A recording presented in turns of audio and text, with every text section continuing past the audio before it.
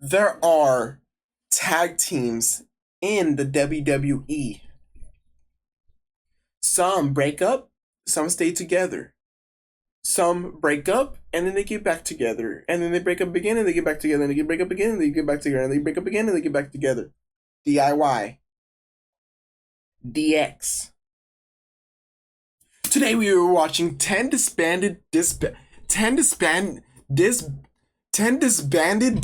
tag teams that you forgot reunited. 10 WWE tag teams you actually forgot reunited.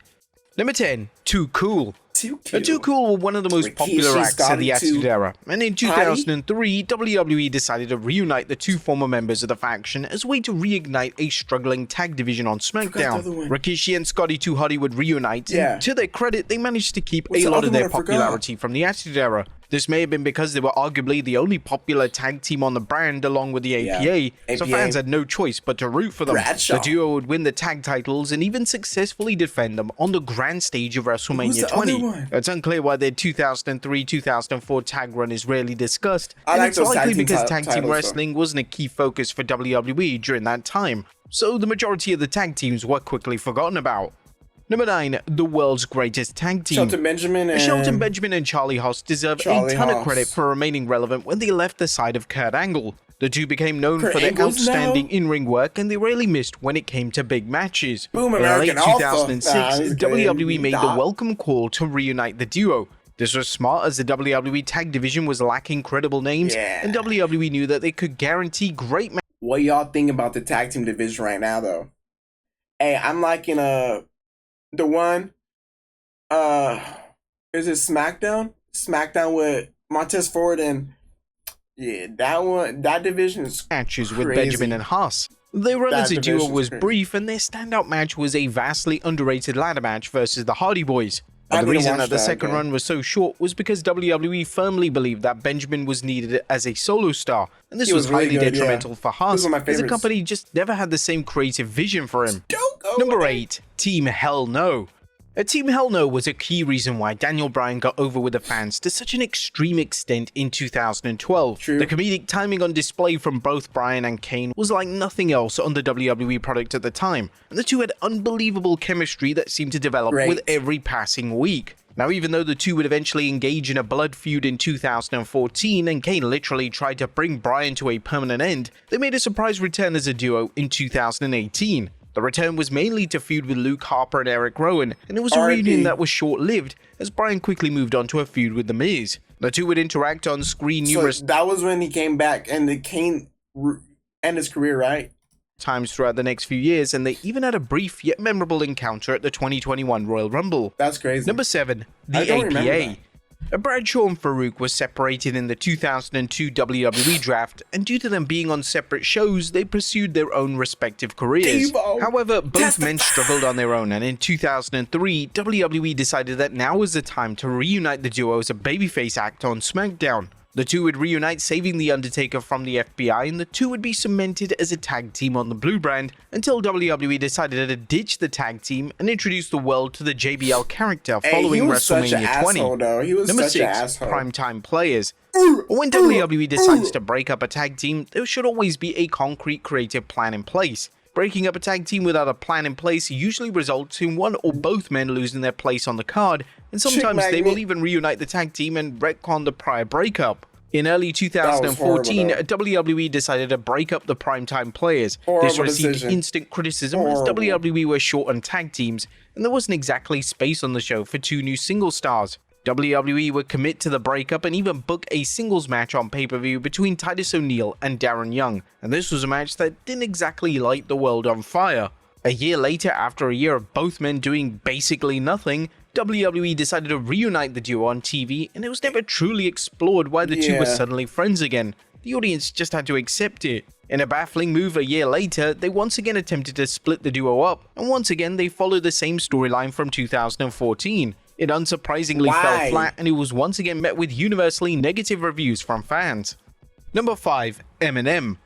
Eminem were one of the most decorated teams of the Ruthless Aggression era. Yeah. The unique gimmick and the in-ring abilities of Joey Mercury and Johnny Nitro certainly helped elevate the duo whenever they were on screen, and the two managed to hold their own when wrestling against elite names such as Batista and Rey Mysterio, and even the Hardy Boys. The duo would officially split in 2006, with Nitro starting a singles career alongside Melina, and Mercury would unfortunately struggle without Nitro and Melina by his side. Later that year, in an attempt to revive the tag division, WWE made the executive call to reunite the duo. This received some criticism at the time, as Nitro was doing incredibly well as a single star, and some believed that this would have been a big step backwards. But the duo's return would be short-lived, and the run was mostly known for Mercury's nose-shattering thanks to a ladder at the Armageddon pay-per-view. Number 4, Luke Harper and Eric Rowan. R.I.P. There's a reason that the work of the tag team of Luke Harper and Eric Rowan is often discussed on social media. Their tag offerings, particularly against the Usos, were truly outstanding, and the clips of the match often circulate when fans discuss how good their series of matches ended up being. And the interesting thing about the pairing of Harper and Rowan is that they've had a unique history in the sense that they reunited so many times over the years, as WWE always went back to the idea that both men should be in this established tag team. The two would have a mini feud on TV in late 2014, and whilst both did a great job in their respective roles, it was a given that WWE would eventually put them back together in some capacity. This would come just a few months later, and a reunion with their leader Bray Wyatt would soon follow. Fast forward to 2017, and WWE would have the two feuding yet again, and this time it even led to a featured pay-per-view match, as the two wrestled on the Backlash card, with Harper coming out with the W. This once again didn't lead to a featured singles run for both men, as the two would eventually be repackaged and they would debut on TV as the Bludgeon Brothers, but their final reunion came in Unfortunately, I really like that. They were pretty dominant though for a while. 2019, when the two would reunite to take on Roman Reigns and Daniel Bryan, and this would act as a huge push for both men, but it was again a run that wasn't destined for anything long-term. Whilst these multiple reunions did get stale after a while, they are still one of the most popular tag acts of the past decade, and their match catalogue is going to be continued to be celebrated for many years to come. Number 3, the Major Brothers. The first documented reformation of the Major Brothers of Kurt Hawkins and Zack Ryder came in 2019, and this saw them win the tag titles at WrestleMania 35. However, only eagle-eyed viewers will know that the two had numerous on-screen reunions in the decade prior. The two had a brief reunion in 2011 when Hawkins helped Ryder defeat Vladimir Kozlov on a random episode of Superstars. The two would then face off against Kozlov and Santino Marella on a subsequent edition of the show. That was a that was a jobber tag team right there, bro. Like, I totally forgot about them, bro. This was the end of their reunion, as WWE decided to abandon this creative plan. They also had a brief reunion in 2016 alongside former mentor Edge, but this was exclusively for a backstage segment. Finally, in 2018, just months before their official reunion on television, the two would team up on Main Event for a tag match. And this was WWE likely testing the waters to see how fans reacted to the two teaming together once again. Number 2, DX of Triple H and Shawn Michaels. Two of the original members of DX of Triple H and Shawn Michaels had several reunions in WWE. However, there was one reunion that occurred only for the fans in attendance. As a shocking moment for a 2005 Dark match, the two teamed together in a multi-person tag match, but this time as heels. This was during HBK's brief run as a heel in 2005 and during his infamous feud with Hulk Hogan. DX would join forces with fellow heel JBL to take on the all-star team of Hulk Hogan, Batista, and John Cena. Thankfully, footage of the match does exist online, and it's fascinating to see the two on the same page a year before their official WWE reunion as a babyface act. And number 1, Edge and Christian. A strong portion of the WWE fanbase will point towards Edge and Christian as being one of the greatest tag teams of all time. Who was the best tag team of all time? If you're talking accolades, probably New Day and Usos.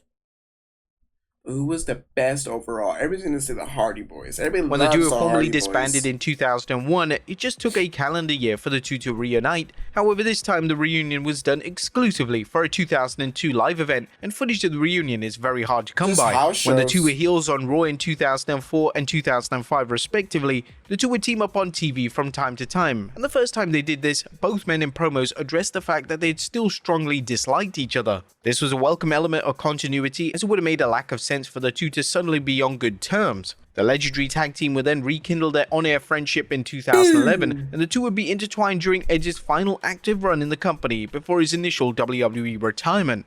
But there you have it, folks. 10 WWE tag teams. Thank you for that. Mr. WrestleMania.